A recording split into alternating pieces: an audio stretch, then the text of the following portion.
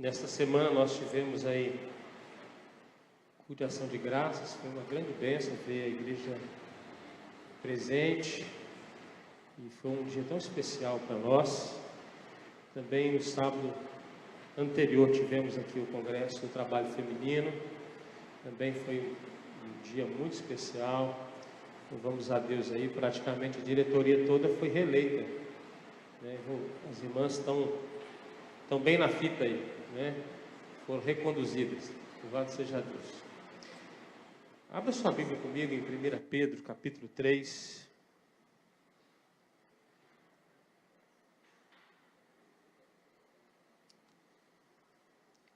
Do verso 1 ao verso 7.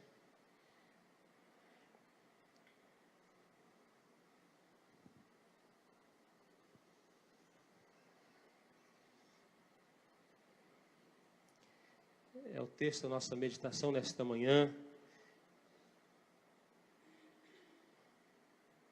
E diz assim: mulheres, sede vós igualmente submissas ao vosso próprio marido, para que, se ele ainda não obedece à palavra, seja ganho, sem palavra alguma, por meio do procedimento de sua esposa, a observar o vosso honesto comportamento cheio de temor. Não seja o adorno da esposa o que é exterior, como frisado de cabelos, adereços de ouro, aparato de vestuário. Seja, porém, o homem interior do coração, unido ao incorruptível trajo de um espírito manso e tranquilo, que é de grande valor diante de Deus. Pois foi assim também que a si mesmo se ataviaram outrora as santas mulheres que esperavam em Deus, estando submissas ao seu próprio marido, como fazia Sara, que obedeceu a Abraão, chamando-lhe Senhor, da qual vós vos tornastes filhas, praticando o bem e não temendo perturbação alguma. Maridos, vós igualmente vivei a vida comum do lar, com discernimento e tendo consideração para com a vossa mulher como parte mais frágil. Tratai-a com dignidade, porque sois juntamente herdeiros da mesma graça de vida, para que não se interrompam as vossas orações. Pai de amor, nesta manhã, abre os nossos corações para a palavra do Senhor. Oramos em nome de Jesus. Amém. Um lar equilibrado. Esse é o tema, né, desta porção. Mas nós lembramos aí, nas últimas semanas, nós temos aí, desde o capítulo 1 do livro de 1 Pedro, nós temos falado sobre esse povo da dispersão, o povo que é forasteiro, que é peregrino nessa terra. E na última mensagem nós falamos sobre a submissão à luz da Bíblia, que foi a porção anterior desta mensagem. Entendendo que a submissão é uma ordem divina, que nós temos um motivo muito claro e objetivo para sermos submissos a Deus em tudo, e de que nós temos o maior exemplo de submissão, que é o Senhor Jesus. Submeteu à vontade do Pai em tudo. Voltando agora para esse texto, né, Pedro, ele fala primeiro da submissão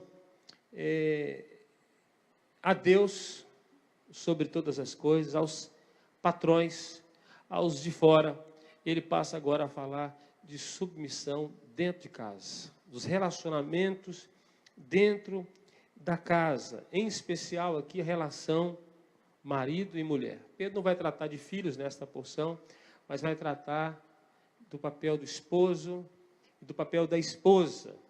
O interessante é que o contexto que Pedro escreve é um contexto de perseguição, é um contexto de escravidão, é um contexto onde a mulher era totalmente desvalorizada, a mulher não tinha voz na sociedade, nem na sociedade grega, nem na sociedade romana, dentro do império.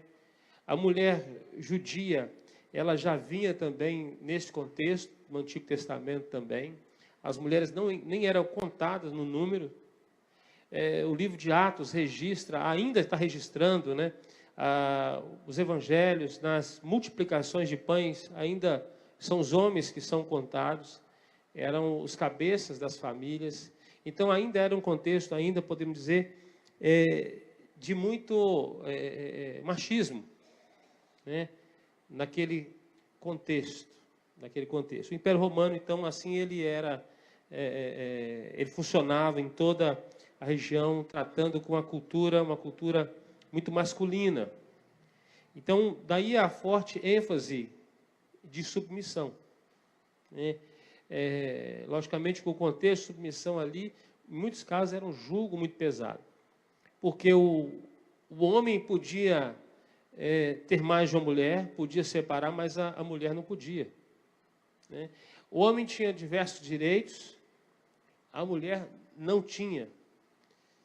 Então, Pedro está escrevendo com essa mente, entendendo esta cultura de escravidão, de pecado que havia na época, e ele observa muito claramente o papel da mulher naquele contexto. Podemos dizer que Pedro está resolvendo um problema. Ele está tratando de uma questão que era um problema. As mulheres eram maltratadas naquele contexto. Muitas delas, exatamente por serem muitas objeto, né, sentir-se uma propriedade do seu marido, usavam seu corpo para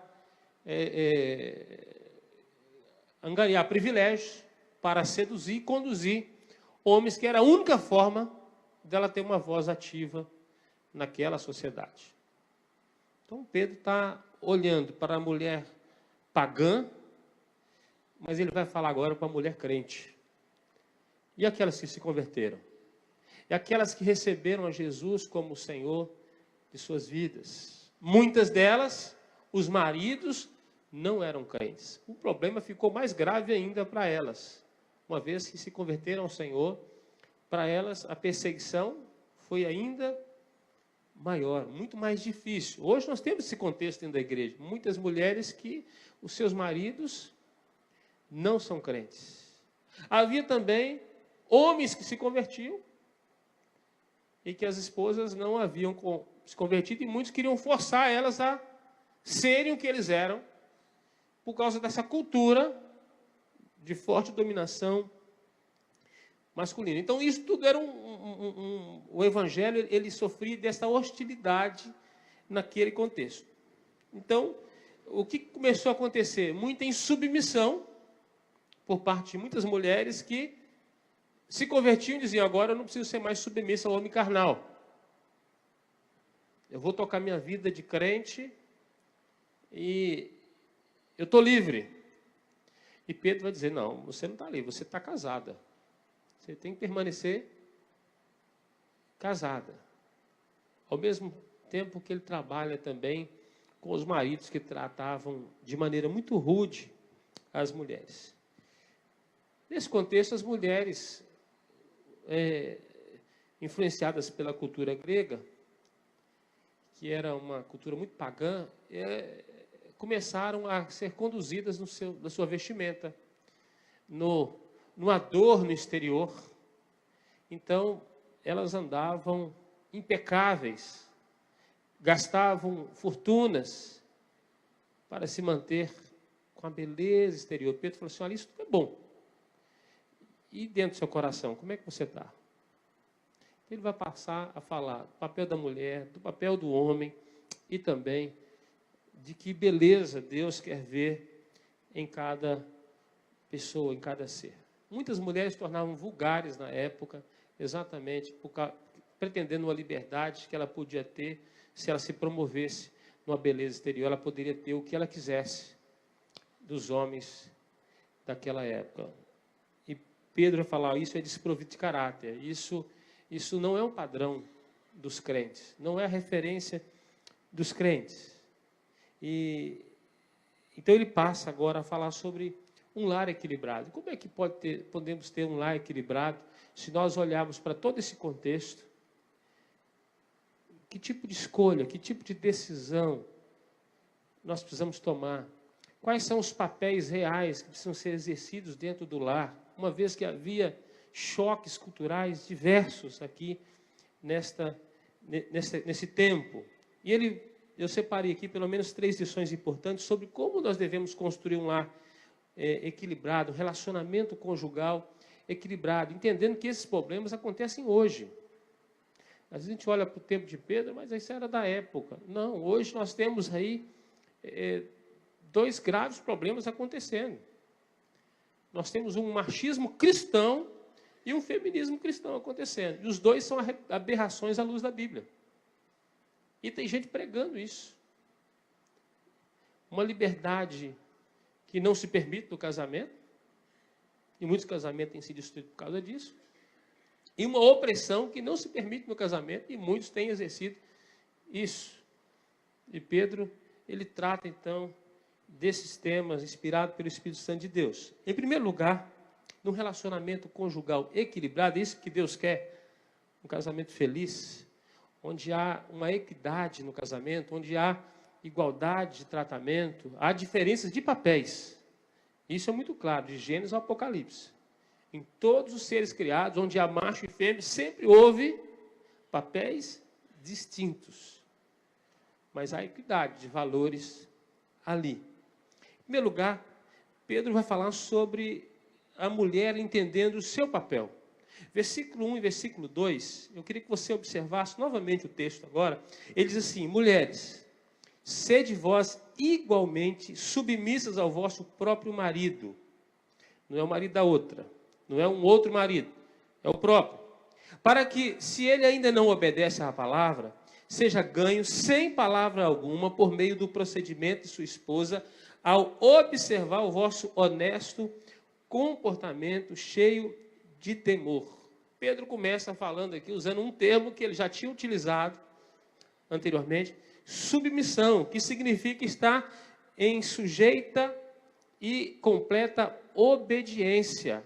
Aqui, está sob conselho, sob orientação e, sobretudo, sob cooperação. Nós cooperamos um com o outro no relacionamento. Submissão é cooperar, é estar cooperando, não é ser subjugado.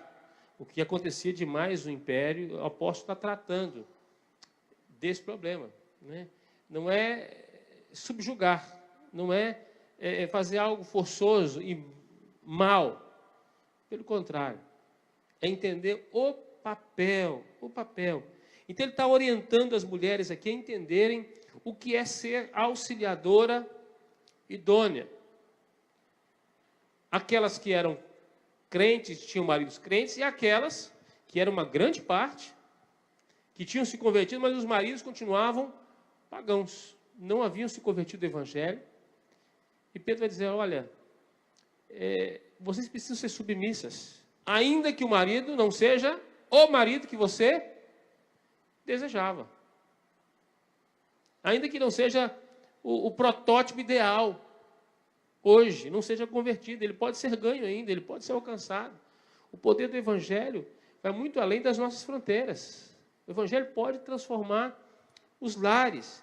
Então, é necessário cooperar em obediência, seguir as orientações do marido. E até quando uma mulher deve obedecer ao seu marido?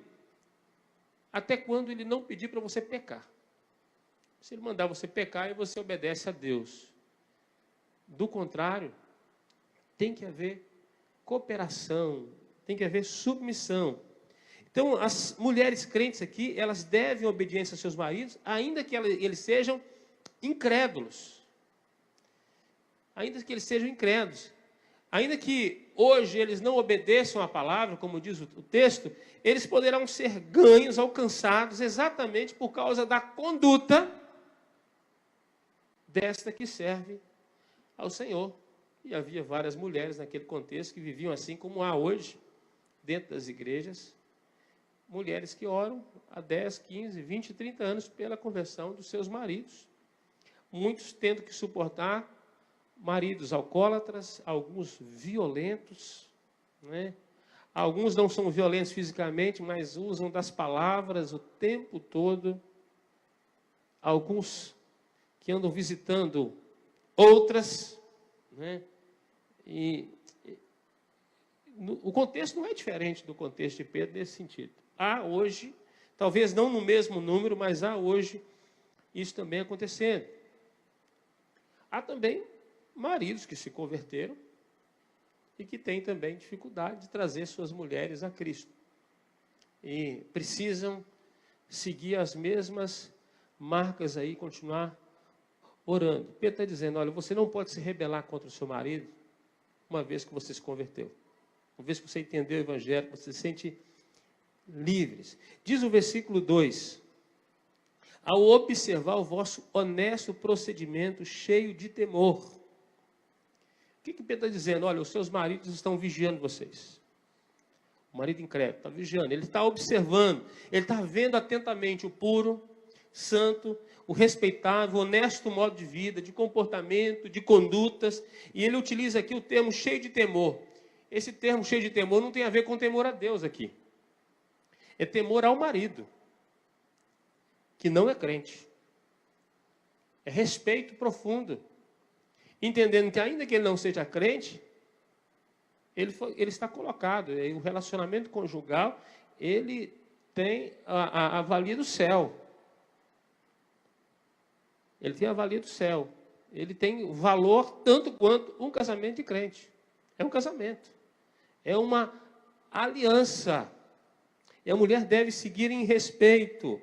A palavra mais apropriada aqui é devido respeito ao marido. É não desonrar. Se você imagina se aquelas mulheres começassem a ser libertinas naquele contexto. Que alcance o evangelho teria? Se a maioria na igreja era de mulheres naquele contexto. A maioria. Como é que iria alcançar esses homens? Outra, que influência o evangelho teria na sociedade? Se o evangelho já era perseguido, você imagina como é que não seria ainda mais se houvesse um contexto diferente. Então, se para mulheres crentes casadas com incrédulos deveria haver submissão e obediência, o mesmo deve acontecer para com aqueles que são maridos, né, de mulheres não crentes. A Bíblia vai dizer que a mulher sábia, ela edifica a sua casa, o seu lar, mas a tola, com as suas próprias mãos, destrói. Há muitas mulheres que perderam a oportunidade de alcançar os seus maridos para Cristo. Mas uma vez, quando se converteram, tornaram-se hostis dentro da própria casa. Negaram relação com o marido, mudou o tratamento. O impacto do evangelho na vida não foi bom, porque não produziu empatia no lar. Não produziu pureza, santidade. A separação com o mundo não é sair do mundo, é ser santo onde nós estamos. E a transformação que o evangelho promove em nossas vidas precisa alcançar outras pessoas. Esse é o impacto do evangelho, ele produz isso. Ele produz isso. Aí vem aquela questão, pastor, mas e se ele não foi eleito? Ó, querida, Deus não tem culpa se você casou errado. E ninguém casa com certidão de eleito do outro. Ou seja, eu quero saber se você é eleito para casar. A orientação bíblica para quem é crente é que case no Senhor. Quem não é, uma vez que se converte, diz que deve orar para que isso aconteça. Para que aconteça a transformação. Ou para que pelo menos Deus dê uma trégua no lar para que você tenha um convívio saudável. Agora é teu marido. Você não pode despedir o marido porque se converteu ou despedir a esposa porque ela não quer seguir o evangelho. Após a conversão, muitos tornam-se hostis nos lares e perdem uma oportunidade de alcançar pelo evangelho da graça de Deus. Logicamente, para aqueles que eram crentes no Senhor Jesus e optaram para buscar um cônjuge no mundo, vão pagar o preço por isso. É um preço de desobediência. Deus cobra pesadamente. Mas aqueles que estavam no mundo e são alcançados pelo evangelho, às vezes o marido é alcançado, às vezes a mulher é alcançada, precisaram ter paciência, perseverança e manter-se no padrão bíblico. Submissão. Ainda que o marido não entenda, ou que a esposa não entenda, eles estão em observação. A ideia é que estão olhando o honesto comportamento. Eu conheço muita gente que foi alcançada pelo Evangelho depois de casado. O marido ou a mulher foi alcançado. Deus transformou, teve o tempo de Deus. Não somos nós que determinamos o dia, a hora, o modo. É Deus. É Deus. Mas no tempo de Deus as coisas aconteceram. Às vezes nós protelamos as coisas. Então Pedro está dizendo, olha, primeiro tem que haver submissão, respeito. Hoje o contexto nosso é de insubmissão. Hoje muitos, tanto para contra patrões, autoridades, e isso reflete nos lares. Filhos insubmissos, mulheres insubmissas aos seus maridos. Quando fala de submissão, a gente pensa, a sociedade só pensa em cabresto, não pensa em respeito, honra, entender o papel. E ainda vai gerando um contexto espiritual grave. Em segundo lugar, Pedro vai dizer que no relacionamento conjugal equilibrado, a beleza exterior, ela deve sobrepor, a beleza interior deve sobrepor a exterior, e não o contrário. Não é o por fora que deve estar acima de todas as coisas. Eu sei que é isso que a sociedade valoriza, é isso que as pessoas estão buscando, a estética.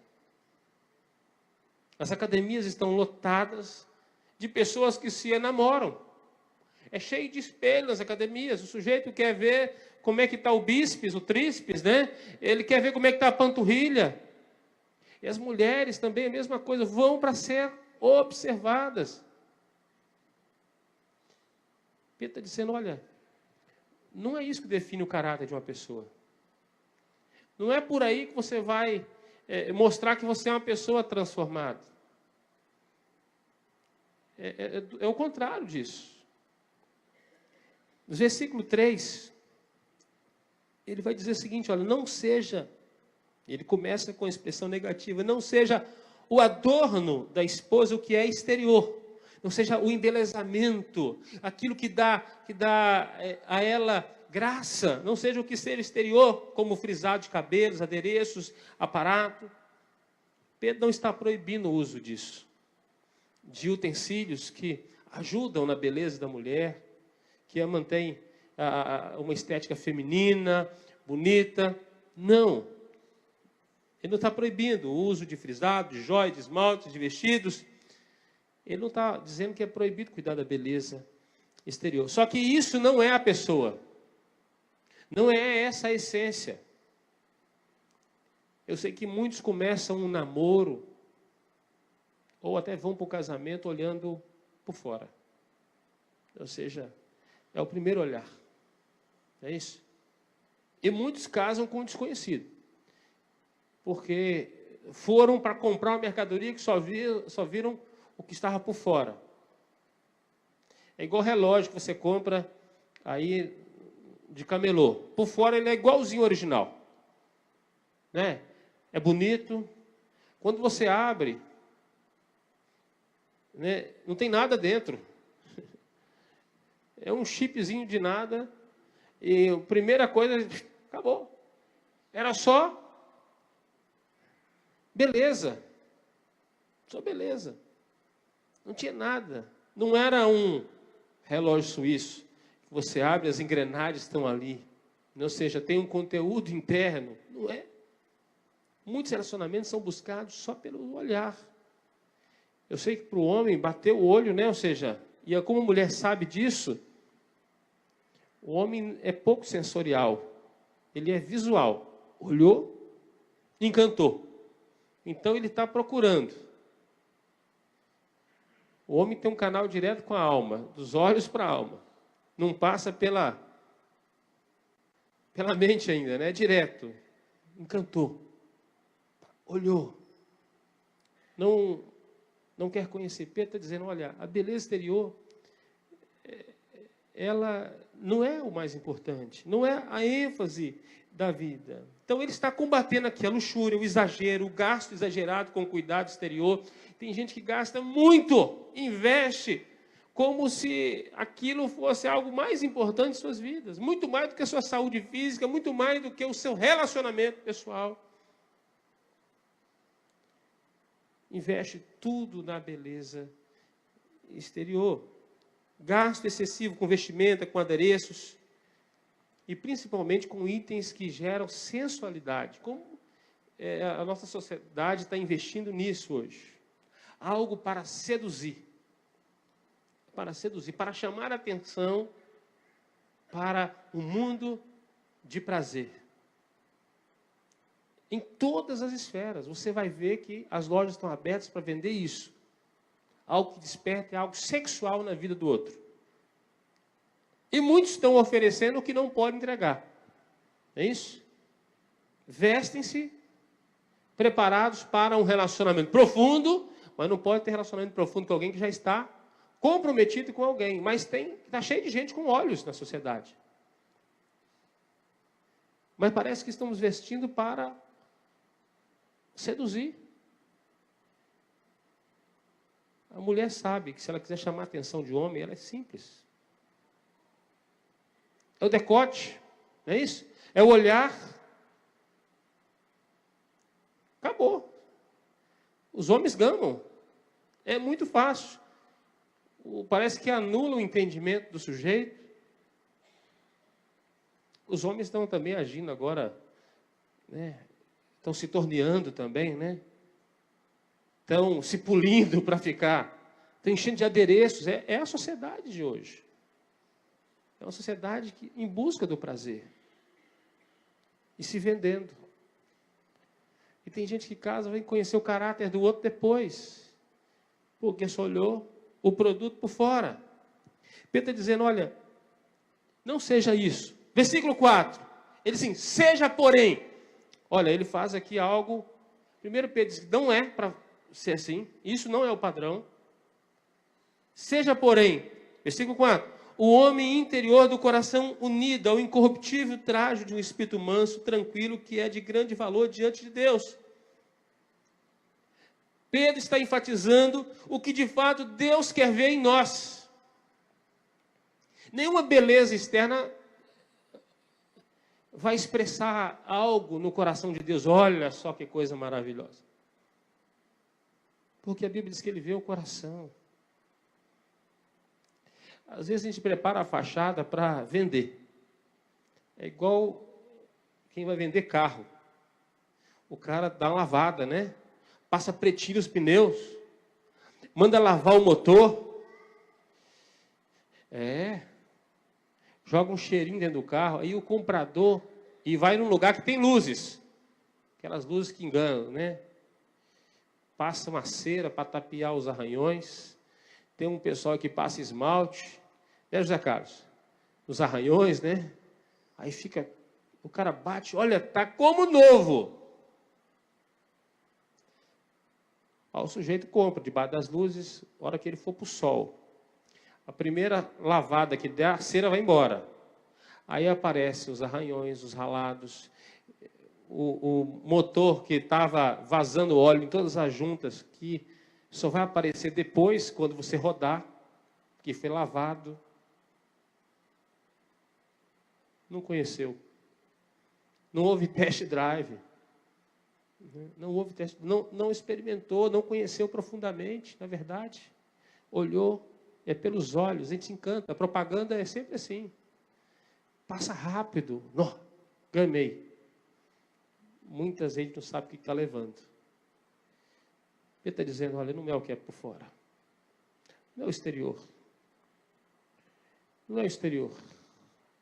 Uma vez que o interior é bonito, qualquer detalhe por fora depois encanta. Porque lá dentro é bonito. Então Pedro vai utilizar de alguns termos. Homem interior, ou seja, o homem secreto, oculto, escondido. É o homem que Deus vê. A Bíblia diz que Deus não vê como o homem vê. O homem vê o exterior, Deus, ele vê o coração. Deus vê por dentro, Ele vê toda a vida espiritual. Ele vê a fonte, o lugar das paixões, da emoção, dos pensamentos, dos apetites, das afeições, dos propósitos humanos. Deus vê isso. Deus vê isso. Eu brinco muito com a juventude que não deve arrumar namorada em festa de 15 anos e em casamentos. Estão tudo produzido. Todo mundo. Os rapazes, né, fazem a barba, passam gel no cabelo, né? Alguns põem até gravata, né? É bonito. As meninas, cheias de adereços. Aquelas sandálias de salto alto, né? O corpo está esculpido ali pela espartilha, antigamente tinha isso, né? Comprou. Talvez indo para o trabalho, voltando da escola, cansado, né? Você consegue achar a mercadoria melhor, né? Você está procurando isso, né? Menos tapeado. Não conhecer o outro profundamente, esse é o maior problema dos casamentos. Eu brinco com a juventude que, enquanto eles podem conversar bastante, perguntar tudo, fazer planos, conhecer o outro, eles querem beijar e abraçar. Aí, quando pode fazer essas coisas à vontade, aí quer conversar e entendeu que não era aquilo que ele queria. Aí quer separar. É porque só quis conhecer o exterior. Não quis saber dos propósitos do coração. Um deseja ser engenheiro, o outro quer trabalhar na NASA, lá do outro lado. Um quer ser missionário na África, e o outro quer fazer mergulho em Recife. Não vai dar. Não conversou sobre o relacionamento. Antigamente se perguntava de qual família é. Lembra disso? Porque tinha um histórico de família boa. Eu lembro que eu namorei com uma jovem, e só namorei com ela porque o pai dela ficou sabendo de quem eu era filho. Só não sabia quem ele estava recebendo na casa dele, né? Filho do seu Paulo? Eu casei com a Adriana, tá? Sem enganar. Mas muitos procuravam o casamento olhando, olha, informação, fulano é uma boa filha, é obediente, não é isso? Os pais arranjavam muitos casamentos que sondavam para os filhos antes, olha, fulano lá é uma pessoa joia. Hoje não, a molecada chega em casa, já transou, já fez tudo, falei, mãe, eu vou casar.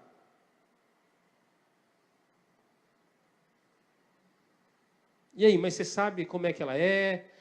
Como é que ela trata os pais e mãe? Não, nem gosta da mãe e do pai. Você vai casar com ela assim? Como é que é o rapaz? Ah, não sei, encontrei por aí. É o nosso tempo, né? É lamentável, mas é isso que nós estamos vivendo. Homem interior, Deus nos vê no íntimo, vê o nosso coração. E Ele quer que tenhamos um coração transformado. O melhor investimento que alguém pode fazer não é por fora. É por dentro, é seu caráter, seu temperamento. É as motivações do seu coração, seus sentimentos, as vontades movidas pelo Espírito Santo. É o fruto do Espírito operando em nós. Pedro está dizendo, olha, você pode andar todo aí bonito por fora. Ou toda bonita por fora. Mas o seu coração... É isso que o seu marido precisa ver. É isso que sua esposa precisa ver. Porque é isso que Deus vai ver. Deus que vê o coração. E ele usa um termo aqui interessante. Ele usa o termo incorruptível, unido ao que é incorruptível. Pedro está dizendo que o mais importante não é aquilo que torna-se corruptível, o que se perde, o que se estraga, o que pode se roubar. Não são as joias que embelezam uma mulher. É o caráter. Qualquer bijuteria vai parecer joia numa joia de verdade. Mas qualquer joia preciosa, uma vida de bijuteria. Não vai fazer diferença alguma.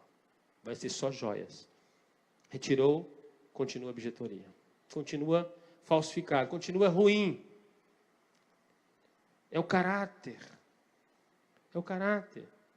E ele vai dizer que tem grande valor diante de Deus, o que tem mais valor, o que é mais precioso, o que tem, aquilo que tem espírito manso, diz ele, tranquilo, ou seja, aquilo que é humilde, que é simples, que é calmo, que revela a pureza da vida, simplicidade. É isso que tem valor diante de Deus. Muitos casamentos, o investimento é tudo por fora. É por isso que acaba. Porque é no lugar que os ladrões escavam e roubam. Que a ferrugem corrói, que a traça come. Relacionamento construído com a graça de Deus, com o espírito transformado, que é construído por dentro. Esse é o relacionamento que permanece. Casais que aprenderam a ter amizade, a ter compromisso, a ser fiel. O dia que tiver embelezado, fica melhor ainda. Mas a essência já existe. O que é essencial. O que é essencial. Tem gente que está gastando fortunas para se ataviar, para ficar adornado. Mas o coração não ama a Deus, não ama o cônjuge, não ama a si mesmo, não respeita, não é submisso. Está tudo errado. Está tudo errado. Não tem chance de dar certo em lugar algum. E se for duas pessoas vazias assim que se casarem, vão fazer do relacionamento um inferno. E coitado dos filhos que nascerem. Vão nascer debaixo de um lar desestruturado. Era maquiado. Era maquiado. Não tinha nada a ver com aquilo que é bíblico, religiosamente correto. Ele vai dizer no versículo 6, pois foi assim também que se ataviaram as santas mulheres de outrora, que esperavam em Deus, estando submissas ao seu próprio marido, como fazia Sara, que obedeceu a Abraão, chamando-lhe Senhor. Esse era o embelezamento das mulheres da Bíblia. Pedro está dizendo assim, vamos olhar para essas mulheres? Como é que elas andavam? Qual era a maior beleza de Sara? Pedro está dizendo, olha, era o caráter dela. Era a mansidão dela. Era o domínio próprio que ela tinha. Foi isso que chamou a atenção. Ela era bonita por dentro. Foi assim que as mulheres da Bíblia se vestiram. Vestiram de graça. Mas pastor, mas não usou nada, não? Pode usar, irmão, pode usar. Mas não é isso a essência. Tem que se cuidar. Higiene, limpeza, cuidado, né? Se produzir um pouco, é ótimo para o seu marido. Se você se produz para mexer com homens lá fora, você é vulgar e é pecadora. A mesma coisa do homem. Se veste, é casado, vestindo. Você acha que você vai seduzir só seu marido? Torna-se vulgar. A Bíblia condena. Mas para ele, você pode se vestir. Agora, tudo tem uma medida. Equilíbrio. Equilíbrio. Todo exagero faz mal. Comida é boa, comer demais faz mal. Exercício é bom, fazer demais faz mal. Tudo o que passar do limite, da conta, do equilíbrio. E é isso que o Espírito Santo promove em nós. Diz que essas mulheres, elas esperavam em Deus, depositavam em Deus sua confiança, sua alegria. É por isso que elas tinham facilidade de ser submissas a Deus, submissas a seus maridos. Porque elas tinham uma vida equilibrada, uma vida de obediência. Diz que Sara chamava Abraão de Senhor.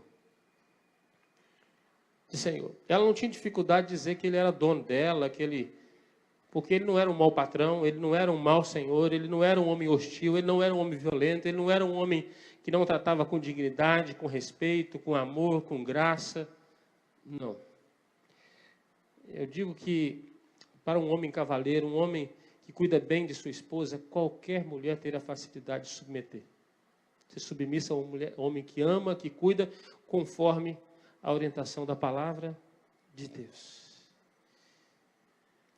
O que Pedro está dizendo? Olha, tem que aprender com Sara e com essas mulheres. Tem que copiar o exemplo delas. Agora há nos nossos dias, meus irmãos, um espírito de rebelião imenso no meio feminino. E isso tem que se espalhar dentro da igreja. Isso é terrível. Feminismo cristão. Você já escutou sobre isso? É uma aberração à luz da Bíblia. Em busca de direitos, mudaram os papéis. E todas as vezes que nós mudamos os papéis, é uma aberração diante de Deus, é rebelião. Mulheres que querem fazer dos homens capachos, que tratam os homens como objeto, que para se valorizarem tem que desvalorizar o outro, dizendo, o homem dominou por tantos anos. É você usar uma premissa falsa para justificar uma liberdade que se pretende. O que está por trás do feminismo cristão? Homossexualismo. Que vai passando tanto do limite, que sabe onde chega? Começa primeiro buscando liberdade. É isso aqui, ó. Igualdade, superioridade, ódio para com o homem, desejo pelo outro sexo.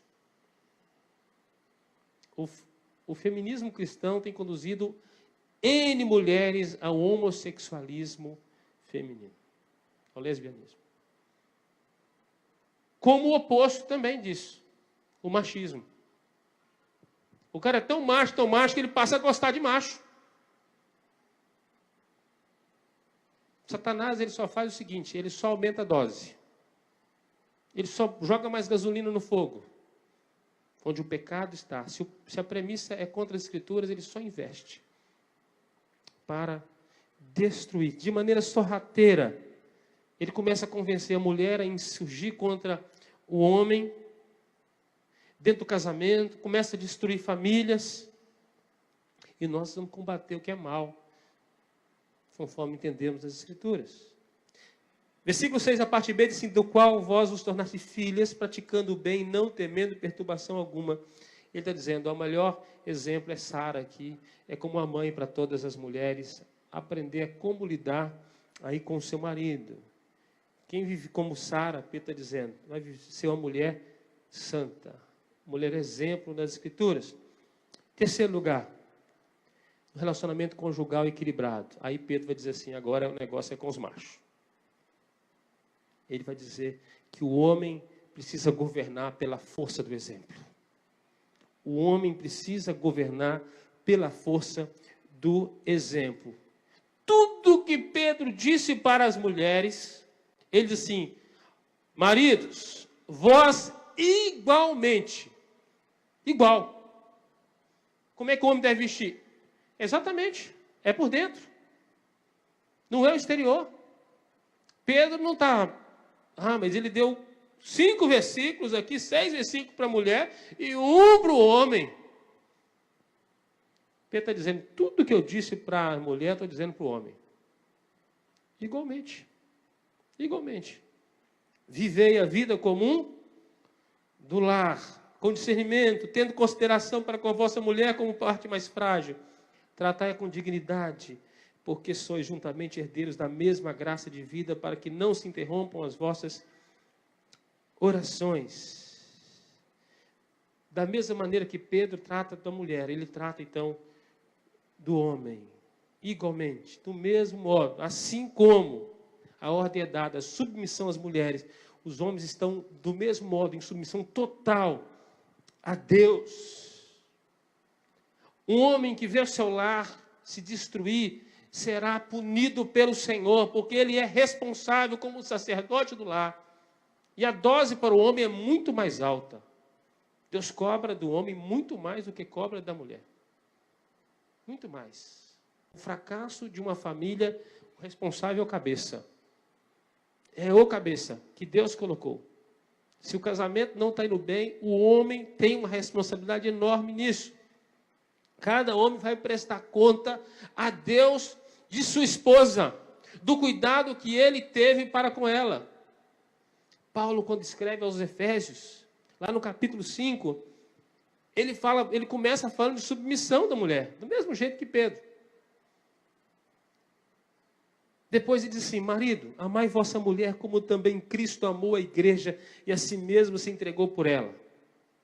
A mulher pode amar o marido igual a igreja ama Cristo. Agora, o homem não pode amar a mulher como a igreja ama Cristo. Ele tem que andar como Cristo ama a igreja. Irmão, aí mudou a dose. Mudou a dose. É muito mais, a dose que é mais forte. O papel do homem aqui é muito mais valorizado. A responsabilidade dele é muito maior. O problema é que nós estamos tendo homens que estão fugindo da responsabilidade de serem o sacerdote do lar. Aquele que dá o norte para a sua família, para a sua casa. Se Deus valoriza tanto o homem quanto a mulher, nos papéis Deus cobra do homem o sucesso de sua casa, do seu lar. É por isso que a mulher está submissa, é porque o homem tem uma responsabilidade de edificar a sua casa, de cuidar da sua casa. Diz o texto: para que santificasse, tendo purificado por meio de lavagem de água pela palavra, para apresentar a si mesmo igreja gloriosa, para que ela seja a melhor possível. A sua mulher será tão especial quanto você tratá-la, como você cuidar dela. Versículo 28. Os maridos devem amar a sua mulher como o próprio corpo. E aí Paulo vai falando sobre esse cuidado. O papel do homem é muito importante, muito importante. A igreja não é capaz de morrer por Cristo, mas Cristo é capaz de morrer pela igreja. Nós, homens, precisamos estar dispostos a morrer pelo nosso cônjuge a todo tempo. Ela não tem a obrigação de fazer isso, mas nós sim. Nós sim, de morrer pela nossa esposa. Somos nós que vamos para a guerra. Quem mata o leão quando ele chega em casa é o homem. Quem põe a comida dentro de casa é o homem. Quem é responsável pela manutenção, o cuidado lá, é o homem. Quem dá padrão de disciplina no lar, o homem. É disso que Deus cobra. Pedro está dizendo, tudo igualmente, do mesmo jeito. Só que o negócio vai um pouquinho além. E ele vai dizer que o marido precisa adornar a esposa, precisa amar, precisa estar disposto a morrer por ela. O marido precisa fazer com que a mulher se sinta amada, cuidada, protegida. É o marido que dá direção ao lar. Um homem de verdade, se ele dizer que vai mudar para o norte, a mulher fica satisfeita e feliz, dizendo assim, eu confio nesse cara. Onde ele levar a nossa família, vai bem. Ele morre pela minha família. Se vier o ladrão, ele morre, ele penta na frente. Se tiver barato em casa, ele não sobe na mesa. Os homens da sociedade hoje, é isso? Vê uma barata que eles fazem? De vez em quando a gente encontra um em cima da geladeira. A mulher com o chinelo na mão tentando matar a barata e o homem em cima da geladeira. Essa é a sociedade de hoje.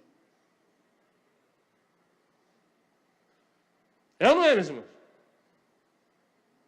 Está faltando um homem de verdade na sociedade.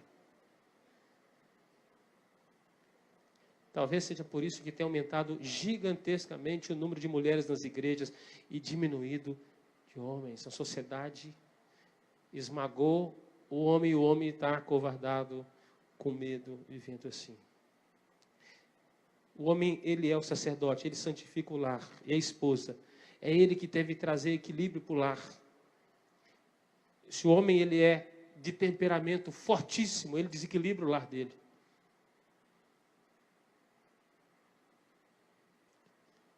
se ele é um homem que não dá direção para sua casa. E essa história de que o homem é a cabeça e a mulher é o pescoço nunca foi verdade. Mas Satanás está pregando isso aí. E quando a coisa dá errada, é o homem que assume, foi por minha causa. Mas eu vou consertar esse negócio. Porque ele é o homem. E Deus o chamou para ser o homem da casa. Aquele que dá direção. Onde a esposa fala assim, pode confiar, meus filhos. Seu pai é homem de caráter. Ele compra, paga. Ele dá o exemplo. Se tiver alguma coisa difícil, ele vai se superar. Vivemos num período de homens frágeis. Por um lado, a mulher tomando o espaço. Por outro, o homem se escondendo. Se tornando a parte frágil dos relacionamentos. Isso é lamentável, mas é o que nós vemos. E Pedro vai dizer, viver a vida comum do lar. O que é vida comum do lar? Tem vasilha para lavar? Mulheres atarefadas e os maridos chegam em casa e esquecem de auxiliar. Submissão não é capacho, não.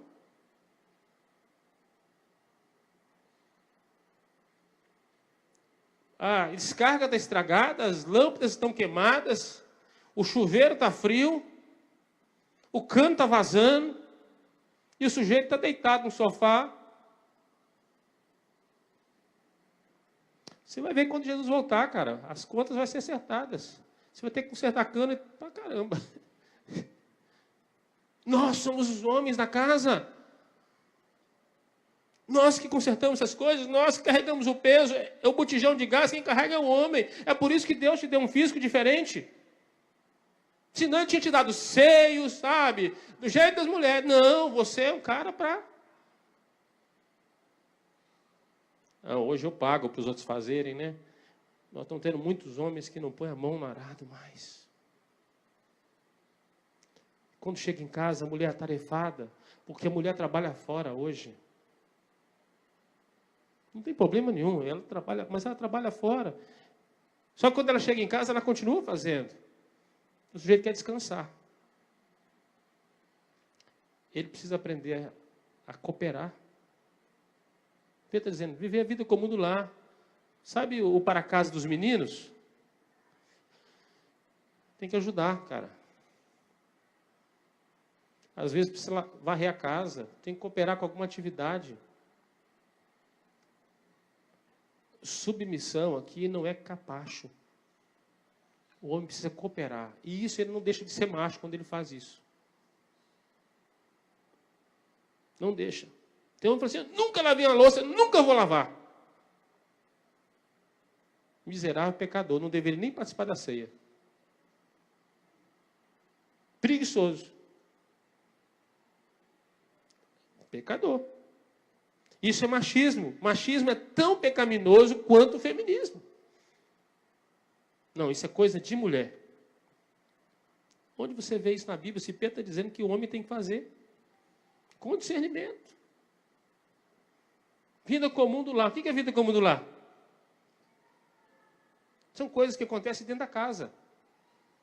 A educação dos filhos, afazeres dentro de casa.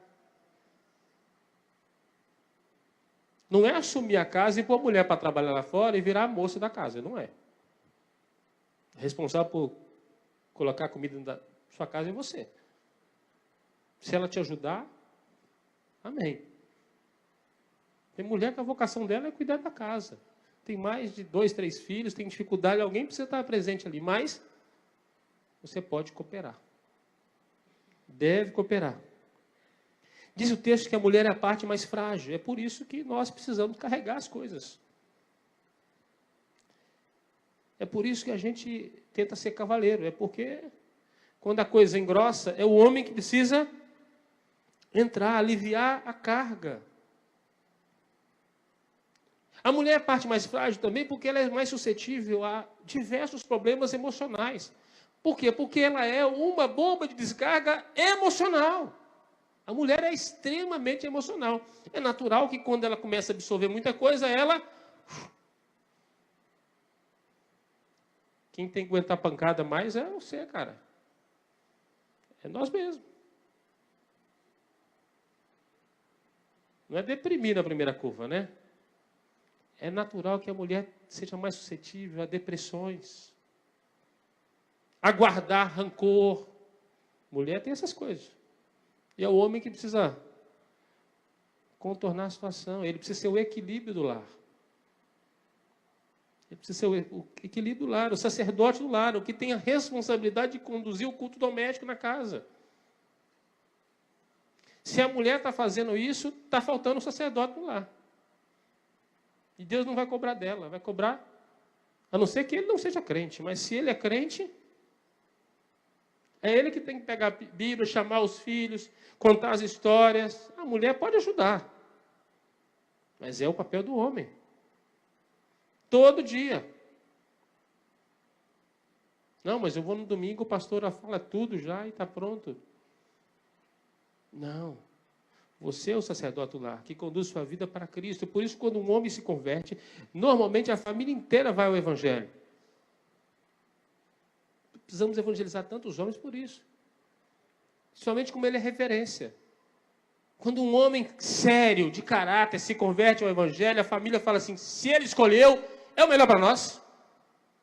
E vão. Quando o homem é homem de verdade. Diz Paulo, tratai com dignidade. Porque tinha gente na época lá que não tratava. Na nossa sociedade acontece muito hoje. As revoltas femininas é porque muitas mulheres são maltratadas. Por que tem Lei Maria da Penha? É porque tem canalha. Tem picareta no casamento. Tem homem tratando mal as esposas. Aí isso é um tratamento desigual. Inclusive fere a nossa Constituição, essa lei. Nós somos seres iguais. Não deveria ter uma lei especial para a mulher. Os homens é que precisam se compor. É uma lei que foi criada por quê? Porque é uma aberração nos relacionamentos. Os homens não estavam tratando com dignidade as mulheres. Porque já existe um Código Civil brasileiro, um Código Penal, que resolveria todos os problemas. Mas, como estava acontecendo demais, não é isso? Tiveram que fazer isso. E diz ele, para que não interrompam as vossas orações. Porque não há trato de dignidade, não há respeito, o casal não consegue orar junto mais, o casamento acaba.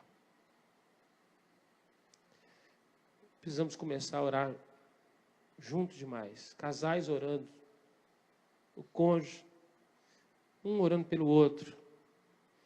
Para Deus dar graça, a mulher aprendendo a ser submissa, o homem aprendendo a cuidar bem da sua esposa, entendendo o seu papel no lar. Ele está dizendo, isso é um lar equilibrado. É quando cada um entende o seu papel. Homens de verdade, mulheres submissas. Pedro então vai dizer que o homem, que a mulher precisa aprender, entender seu papel.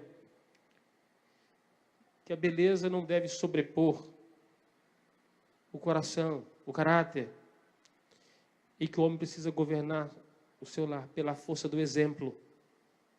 Não é por força nem por violência, é pelo exemplo, pela conduta. A mulher admirar o marido e dizer assim, esse é o marido de verdade. Aí nós vamos ter a mulher virtuosa lá de Provérbios 31. Mulher virtuosa, quem achará?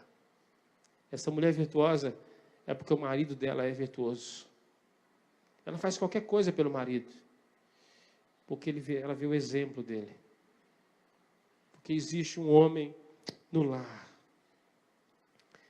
Se você tem tido dificuldade no seu lar nessas áreas, eu queria que você baixasse sua cabeça e orasse nesse momento. Você orasse, colocasse diante de Deus o seu cônjuge. Outro dia nós vamos falar sobre filhos, mas o seu cônjuge. Se você tem dificuldade de ser uma mulher submissa,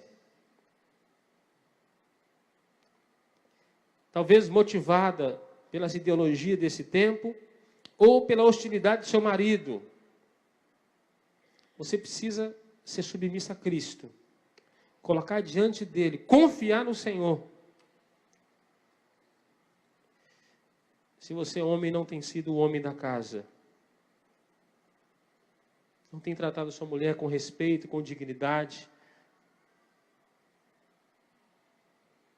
Se você não está disposto a morrer por sua esposa, amar, cuidar dela, como você ama você, como você se cuida.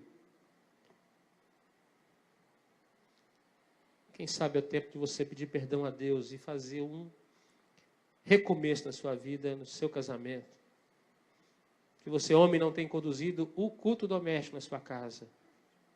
Você está falhando nessa área. Peça perdão a Deus. Comece hoje. Fala, eu vou conduzir meu lar para Cristo. Eu vou valorizar mais minha esposa. O tempo de comunhão com ela. Nós vamos orar juntos. Eu vou conduzir o lar. Se você tem sido relapso nos cuidados domésticos, sua casa está caindo aos pedaços e você está lá desmaiado na frente da televisão. Peça perdão a Deus. Desliga aquele objeto. Vai cuidar da sua casa. Valorize aquilo que Deus tem te dado, em nome de Jesus. Pai, nós colocamos, ó Deus, cada lar aqui diante do Senhor, cada homem, cada mulher. Pedro olhou para a sua época, havia um desequilíbrio enorme, mulheres sendo maltratadas, homens hostis. Muitas se converteram e os maridos eram homens pagãos. E Pedro tratou de tudo isso nesta carta. O objetivo era trazer um conserto naqueles lares, um equilíbrio naqueles lares. Mas esta mesma palavra, Deus fala no nosso coração hoje, porque nós temos problemas muito semelhantes hoje. Mulheres insubmissas, insurgidas. Mulheres investindo muito tempo e muito dinheiro na beleza exterior, esquecendo de tratar do coração, de serem melhores esposas, melhores mães, ter um caráter depurado pelo Senhor. Homens, ó Deus, que igualmente não têm tratado com a dignidade as mulheres, não têm ajudado nas atividades domésticas, na educação dos filhos, não têm conduzido, Deus, o culto doméstico. Muitos não têm dado um norte para sua casa, uma direção segura. As mulheres não confiam neles porque eles têm endividado seus lares, têm gastado, Deus, recursos com coisas próprias de homem, não valorizado, Deus, a própria casa. Que nesta manhã o Senhor possa despertar os corações e trazer um conserto em lares aqui, em nome de Jesus. E todo espírito, Deus, de machismo e de feminismo, nós repreendemos no nome de Jesus. Não permita, Deus, que essa filosofia pagã de Satanás venha entrar na mente, na vida dessas mulheres e nem dos homens desta igreja. Mas aqui, ó Deus, possam ter varões santos, homens bons sacerdotes dos seus lares, que cuidem bem de suas casas, de suas esposas, de seus filhos, que cuidem bem da reputação interior, que é o caráter, que sejam homens íntegros, transformados, que as esposas sejam mulheres, ó Deus, submissas, obedientes, cooperadoras, boas mães, boas donas de casa, boas servas do Senhor, ó Deus, mulheres transformadas, adornadas por um caráter transformado, por mansidão, por humildade, por simplicidade, por pureza de vida.